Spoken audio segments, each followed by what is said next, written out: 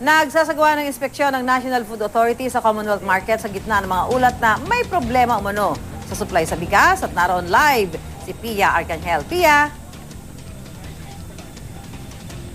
Susan, ito nga yung unang pinuntahan ng mga tauhan ng NFA para silipin kung kamusta na nga yung supply ng bigas, particular ng NFA rice na dinadala sa mga palengke. At ito makikita natin, bukod sa NFA rice, ay sapat naman daw yung supply ng commercial rice. Ito isang truck na may lamang 50 sako ng bigas na galing Bulacan. Maaga silang dumating dito para sa kanilang delivery. At sabi nga nung mga nakausap natin na nagde-deliver ng bigas, hindi naman sila nagkakaproblema no, sa kanilang pagde-deliver.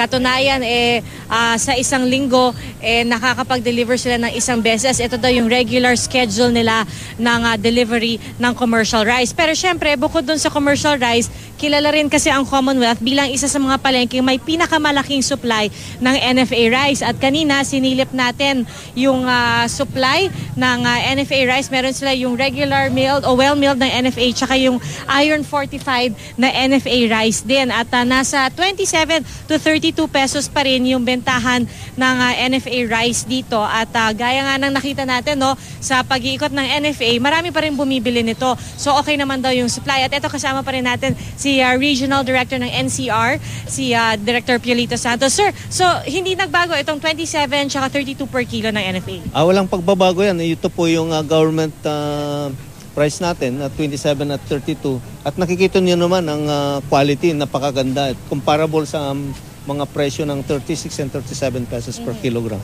At nakita natin, sir, yung deliveries ng commercial rice, yung mga truck, tuloy-tuloy yung pagdating nila dito. Oh yes, sapat na sapat ang ating supply ng bigas, commercial man at saka sa National Food Authority. Sa NFA ay napakarami naming inventory yun sa ating mga bodega at kaya nating tutusan lahat ng pangangailangan ng ating mamamayan tungkol sa bigas. So sir, itong ginagawa po ninyong pag-iikot, regular monitoring po ba ito or dahil nga ito may lumabas na balita na nagkakaroon ng problema sa supply? At trabaho pa namin yung mag-iikot talaga regularly at sa katunayan lahat po ng empleyado namin sa ating mga opisina, mga section chiefs pa nga at sila ang nag-iikot ngayon sa palengke to make sure na available po yung 27 and 32 at saka to make sure na ma-monitor nila ang presyo ng commercial rice. Pero sir, yung presyo ng commercial rice parang hindi rin gaano nalalayo doon sa presyo ng NFA? Oh yes, dahil nga po ang stabilize na po ang presyo ng commercial rice at yung presyo na yan ay noong pang bago, after Yolanda, yun pa rin ang presyo hanggang ngayon. So walang pagbabago yan.